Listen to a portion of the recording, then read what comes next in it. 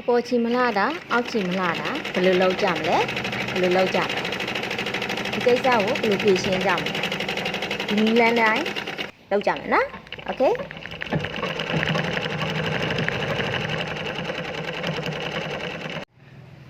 ဒါကဆက်ချုပ်တဲ့ခါကျရင်မမျိုးတို့အောက်ချီမလှတာအပေါ်ချီမလှတာကိုဘယ်လိုပြင်ရမလဲဆိုတာကိုပြပေးမယ်နော်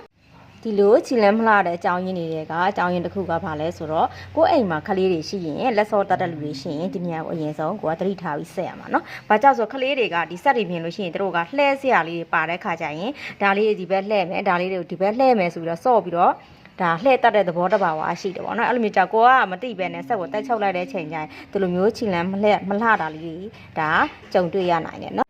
နောက်တစ်ချက်ကဘာလဲဆိုတော့ဒါခုနမမျိုးဒီအပေါ်ပိုင်းပေါ့နော်ဒါချီလန်းမလှတဲ့အကြောင်းရင်းနောက်တစ်ချက်ကဒီအောက်ပိုင်းကြီးမမျိုးတို့ဒီလွန်းအိမ်မှာပေါ့လွန်းအိမ်ကိုစစ်ဆေးရမှာဖြစ်ပါတယ်ဒီချီလန်းမလှတဲ့အကြောင်းရင်းမှာမမျိုးတို့တစ်ခုမှတ်ထားရမှာဒီအပေါ်မလှလို့ရှိရင်မမျိုးတို့ဒီအပေါ်ချီလန်းပေါ့နော်ပေါ်ချီလန်းမလှလို့ရှိရင်မမျိုးတို့ဒီအောက်လွန်အိမ်ကိုစစ်တယ်အောက်ချီလန်းမလှလို့ရှိရင်ဒီအပေါ်စုံဒီကြက်တဲ့နေရာကိုစစ်တယ်နော်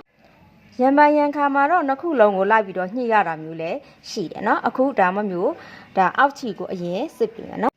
အခုလက်ရှိအနေထားကဒါအပေါ်ချီလည်းမလှဘူးအောက်ချီလည်းမလှဆိုတဲ့အခါကျတော့ဒီနေရာမှာသူကအတိကအဖြစ်နိုင်ခြေရှိဆုံးဒီလွန်အိမ်ကြောက်ပဲနော်ဒါကြောင့်မို့မမျိုးတို့လွန်အိမ်ကိုအရင်ဆုံးစစ်ဆေးပါမယ်နော်လွန်အိမ်ကလေဒါဒီနေရာမှာခြီတင်းလွန်းရင်ရော့လွန်းရင်လည်းပဲခြီမလှတာဖြစ်တတ်တယ်เนาะဒါမမျိုးဒါဒီခြီကိုဆွဲလိုက်တဲ့အခါကျခြီဒီတအားချောင်းခြီတအားချောင်းတဲ့အခါကျသူ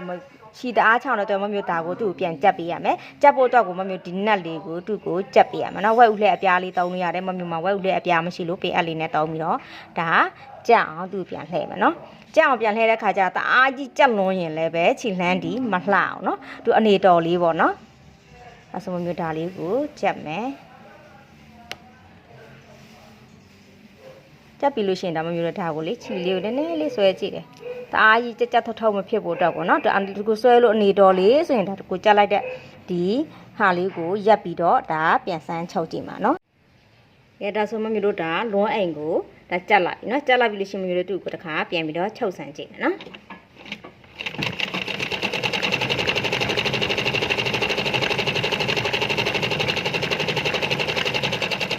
ကဲဒါဆိုလို့ရှိရင်ဒါမမျိုးဒီအဝါရောင်ဒီဒါအပေါ်ချီနော်ဒီဒါ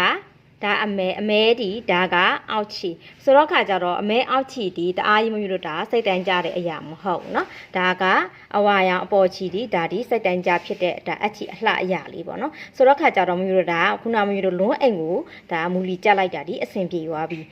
ဒါကတော့မမျိုးတို့ဒါအပေါ်ဘက်ခြံကိုနည်းနည်းလေးဒါပြန်စစ်ပြရမယ်เนาะဒါအပေါ်ဘက်ခြံကိုနည်းနည်းလေးဒီအတိုးလျှော့ဒီကြက်နေရလေးပေါ့เนาะဒီစုံညှက်နေရလေးကိုချီညှက်နေရလေးကိုဒီနေရာလေးအတိုးလျှော့လေးနည်းနည်းလေးပြန်ချိန်ပြီးလို့ရှိရင်ဒါ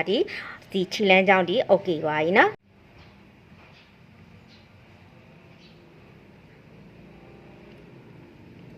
ဟုတ်ပြီနော်ဒါမမျိုးနည်းနည်းလေးဒါပြန်ချိန်လိုက်တယ်မမျိုးပြန်ချုပ်ပြခဲဒါဆိုရင်လုံးဝโอเคဆိုပြီးပါပြီနော်ဒါအပေါ်ရောအောက်ရောလုံးဝမှာโอเคဆိုပြီးပါပြီဒါကြောင့်ဒါကိုမှရှိတဲ့အိမ်သုံးဆက်ပဲဖြစ်စက်ကြီးမော်တာပဲဖြစ်ဒီနီလန်လေးနဲ့ပဲဒါစမ်းကြည့်ပြီးတော့အဆင်ပြေအောင်လုပ်နိုင်ကြပါစေเนาะနောက်တစ်ခုကလေမမျိုးတို့ခါလေးကြမှာဒီအပေါ်ဒီချီညှက်နေရကိုလည်းစစ်လိုက်တယ်အောက်လွန်အိမ်ကိုလည်းအဲ့လိုပဲအတိုးလျှော့လေးလောက်ရင်းနဲ့ချီကိုဘလို့ပဲလောက်ဘလို့မှချီလန်းမလှတဲ့ခါမျိုးကြရင်မမျိုးတို့တူကိုဘာလုပ်ရမလဲဆိုလွန်အိမ်ကိုအရင်ဆုံးအတစ်ပေါ့เนาะအတစ်တစ်လုံးနဲ့လဲပြီးတော့အရင်ချုပ်ဆန်းကြည့်เนาะလွန်အိမ်ကိုအတစ်တလုံးနဲ့လဲပြီးအရင်ချုပ်ဆန်းကြည့်လို့မှအဆင်မပြေပြီးမှအဆင်မပြေဘူးဆိုမှပဲမမျိုးတို့ဒီညှက်နေရအချီညှက်တဲ့နေရာကိုပြန်စစ်ပြီးမယ်เนาะအဓိကမမျိုးတို့စစ်ရမှာဒီလွန်အိမ်ကိုပဲအဓိကထားပြီးတော့စစ်ရမှာဖြစ်ပါတယ်เนาะအားလုံးပဲအဆင်ပြေကြပါစေရှင်